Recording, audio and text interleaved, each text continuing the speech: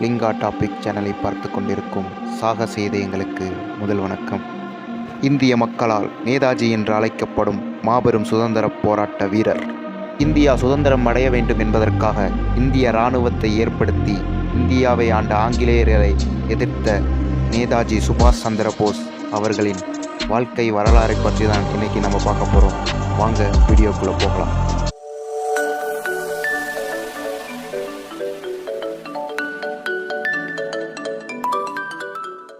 இவர் 1897ஆம் ஆண்டு ஜனவரி 23 ஒடிசா மாநிலத்தில் கட்டாக் என்ற பகுதியில் பிறந்தார்.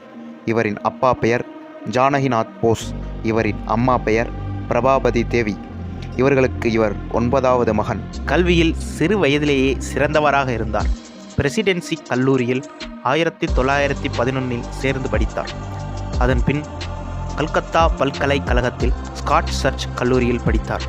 1918 பிஏ பட்டம் பெற்றார். அடுத்து கேம்பிரிட்ஜ் வில்லியம் கல்லூரியில் இந்திய சிவில் சர்வீஸ் தேர்வில் வெற்றி பெற்றார். தந்தையின் விருப்பத்தின் கீழ் சிவில் சர்வீஸிற்கு வேலைக்கு சென்றார்.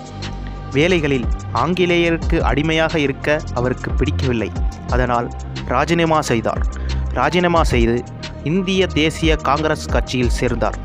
போராட்டத்தில் ஈடுபட தொடங்கினார். 1922 வேல்ஸ் என்ற இளவரசரை இந்தியா அனுப்ப திட்டம் செய்தது பிரிட்டன் அரசு. இதனால் அவரின் வருகையை எதிர்த்து போராட்டம் நடத்தி கொல்கத்தா தொண்டர் படையின் தலைவராக பொறுப்பேற்றார் நேதாஜி.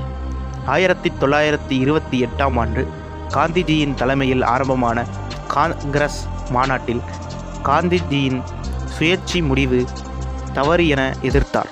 இதனால் காந்திக்கும் நேதாஜிக்கும் கருத்து வேறுபாடு ஏற்படத் தொடங்கியது. 1938ஆம் ஆண்டு இந்திய தேசிய காங்கிரஸின் தலைவராக தேர்ந்தெடுக்கப்படுகிறார். அவர், நான் தீவிரவாதிதான், எல்லாம் கிடைக்க வேண்டும் அல்லது ஒன்றுமே தேவையில்லை என்பதுதான் என் கொள்கை என்றார். இவருக்கு நேதாஜி என்று பெயர் வைத்தது ரவீந்திரநாத் தாகூர். நேதாஜி என்ற வார்த்தைக்கு பொருள் மரியாதைக்குரிய தலைவர் என்பதுதான். அந்த வார்த்தை இப்போது வரலாறாய் மாறியிருக்கிறது. 1940ஆம் ஆண்டு 2ஆம் உலகப் போர் நடந்த நேரம் ஆங்கிலேய அரசு நேதாஜியை சிறைபிடித்தது.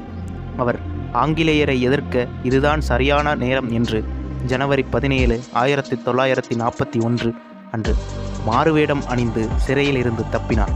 நேதாஜி ரஷ்யாவிற்கு சென்றார். அப்போதுதான் ஹிட்லரிடம் இருந்து அழைப்பு வந்தது. அதை ஏற்று அவரிடம் சுதந்திரத்தை பற்றி பேச சென்றார். நேதாஜி ஹிட்லரை பார்த்து அவருடைய புத்தகத்தில் இந்தியர்கள் காட்டு மிராண்டிகள் என்று எழுதியிருந்ததை நீக்கச் சொன்னார். அதற்கு ஹிட்லர் இந்தியா சுதந்திரம் அடைவது கஷ்டம் என்று கூற, உடனே நேதாஜி, எனக்கு எவனும் அரசியல் சொல்லித்தர தேவையில்லை என்று அங்கிருந்து புறப்பட்டார். தன்னை எதிர்த்து முதலாக பேசிய மாவீரனை கண்டு வியந்தார் ஹிட்லர். பர்மாவில் இருந்தபடியே இத்தாலி, ஜப்பான், ஜெர்மனி போன்ற நாடுகளின் ஆதரவுடன் நேதாஜி இந்திய தேசிய இராணுவப் படையை கொண்டு சுதந்திரத்திற்காக போராடினார். நேதாஜிக்கு தமிழர்கள் என்றாலே ஒரு தனி மரியாதை. அதற்கு காரணம் தமிழர்கள் இராணுவத்திற்காக சிந்திய இரத்தம்தான். இதற்கு மிகவும் காரணம் முத்துராமலிங்க தேவர் அவர்களும் தான். அதனால் அடுத்த பிறவி என்று ஒன்று இருந்தால் தமிழ்நாட்டில் தமிழனாகவே பிறக்க வேண்டும் என்று நேதாஜி கூறியிருப்பார்.